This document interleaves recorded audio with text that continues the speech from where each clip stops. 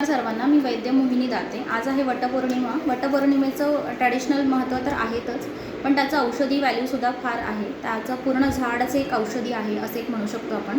तर त्याचे आपण वन बाय वन यूजेस बघूया। सुरुवात आधी आपण त्याच्या पानांचा वापर बघूया। तर पानांचा जो काढा आहे आपण त्याच्यामध्ये पानांचा काढा हा वेदनास्थापन शोथहर म्हणून वापरू शकतो। त्याबरोबरच टोमॅटायटिस म्हणजे तोंडाला छाले आले असतील तर त्याच्यामध्ये सुद्धा आपण त्या पानांचा काढाला गुळणा करायला देऊ शकतो, गार्गल करायला देऊ शकतो।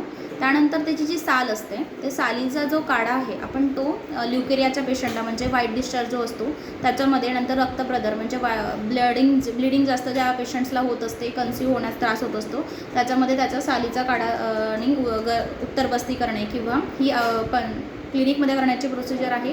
पण ल्युकेरिया म्हणजे व्हाईट डिस्चार्ज जो असतो त्याच्यामध्ये आपण ती व्हाईट डिस्चार्जच्या पेशंटला बॉईल करून वापरायला सांगतो। त्यानंतर हे व्रणरोपण खूप उत्तम करतं। व्रणरोपण म्हणजे काय, तर ह्याचं जे दुग्ध होतं, व्रणरोपण म्हणजे एखादी जखम भरून आणण्याचं कार्य।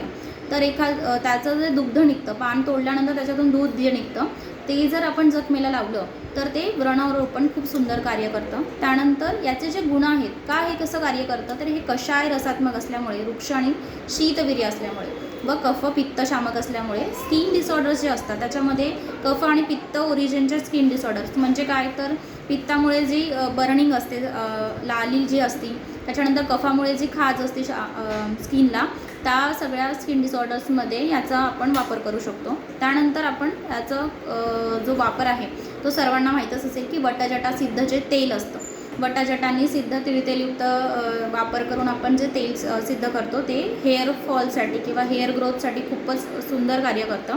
त्यानंतर आपण बघूयात की ह्याचा पानांचा वापर आपण बघितला, मुळांचा वापर बघितला, त्याच्या सालीचा वापर बघितला, तर हे डायबिटीसच्या पेशंटमध्ये सुद्धा वापरतो आपण। पानांचा काढा आपण सिद्ध पेशंटला प्यायला देतो।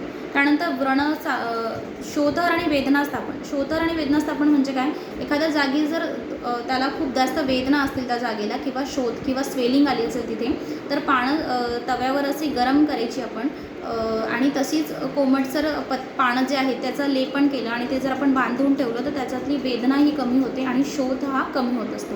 ही माहिती आज तुमच्यासाठी। तुम्हाला हा व्हिडिओ आवडला असेल तर नक्कीच लाईक अँड सबस्क्राईब करा।